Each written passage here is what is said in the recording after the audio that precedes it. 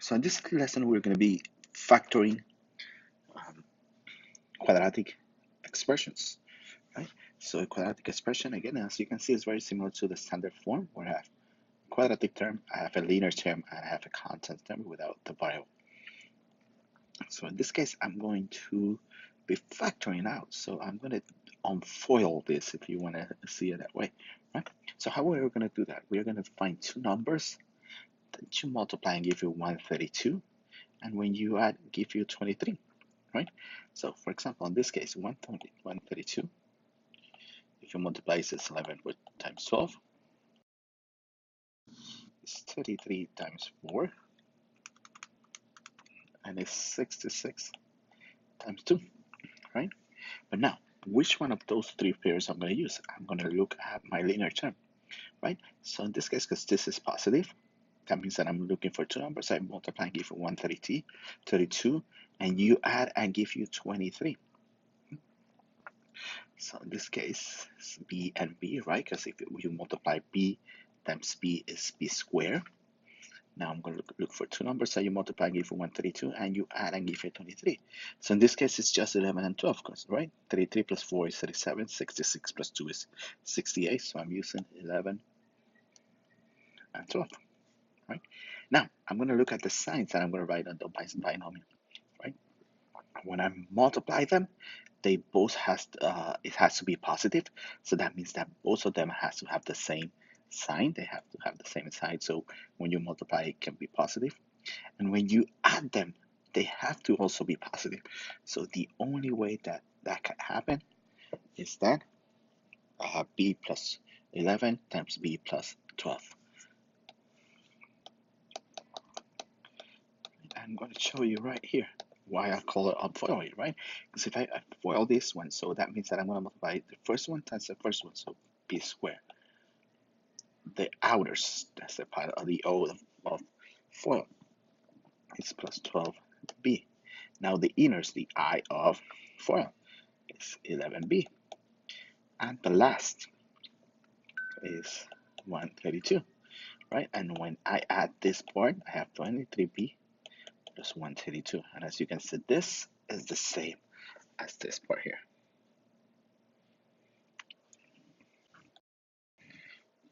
Second one, I have x squared plus 14x equal plus 33, right? So I'm going to factor again.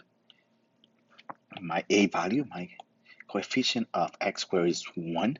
So that means that I just have x times x, right? Because x times x equals x squared. Two numbers that you multiply and give you 33, and you add and give you 14 are 11 and 3, right? Now, again, they both have to have the same sign because this multiplication is positive, and they have to be both positive.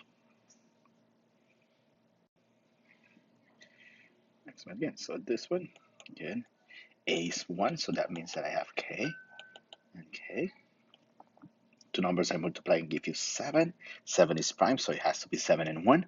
And if I add 7 plus 1 is 8.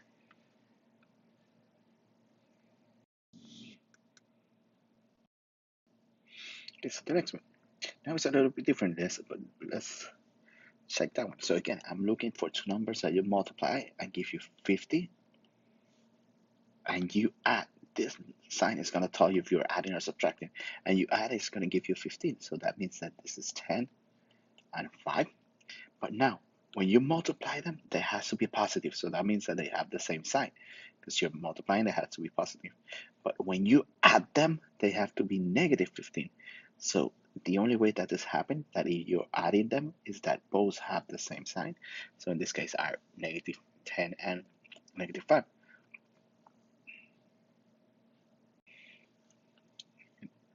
Two numbers that you multiply give you 72, and you add and give you 18. So let's see the list again. Because this one, of course, right, we know that 9 times 8. We know that 12 times 6. So it has to be 12 and 6, right? Because that's the only one that is going to add to 18, right? We have 4 times 18.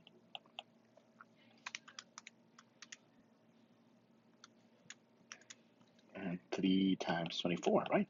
So all the other ones are, you don't add them. And so I have x minus 12, x 6, and again, they have to be positive when you multiply them and negative when you subtract them. So both of them are negative.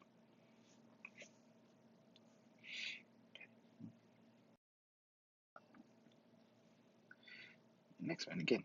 So this one is n. Again, the coefficient is 1, so that's why I can just go directly to this part where I can multiply this one. So n, 6, and 4.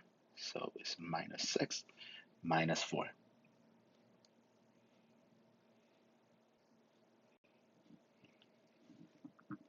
The next one now, as you can see, this one is negative. So this one is negative. So this is going to change a little bit because now I'm subtracting. I'm looking for two numbers that you multiply and give you 70. And I just subtract, give you positive 3. So again, this is going to be 10 and 7. Right? Now we have to work with the signs, right? So you know that when you multiply them, there has to be a negative number. So that means that they have to have different signs, right? And when you subtract them, they're giving you 3, positive 3. So that means that the highest of the two numbers has to be positive, right? Because that's the only way that it could be positive 3, right? So positive 3, 10 minus 7 is positive 3. So the highest of that number is going to take the same sign that you have here.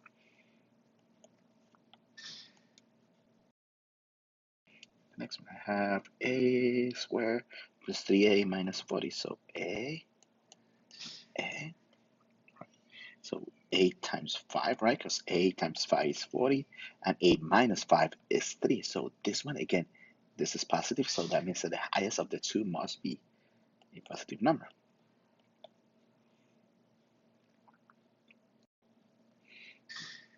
So the next one, again, so R, 5 and 3, right? Two numbers they multiply and give you 15, and just subtract and give you 2, R, 5 and 3. So plus 5 minus 3.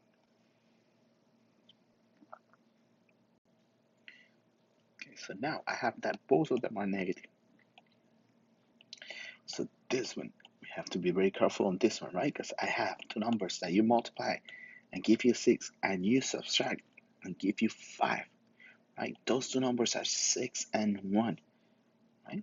6 and 1. I know that 3 times 2 is 6, but when you subtract 3 minus 2 is 1. Now,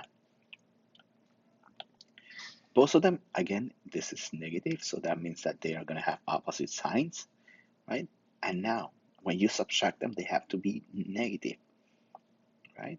So that means that the larger of the two, the higher of those two numbers must be negative.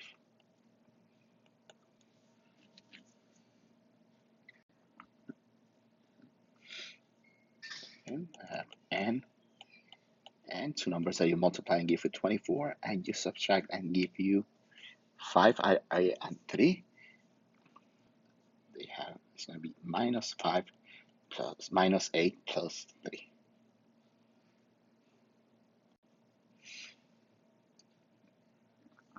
So this one is k.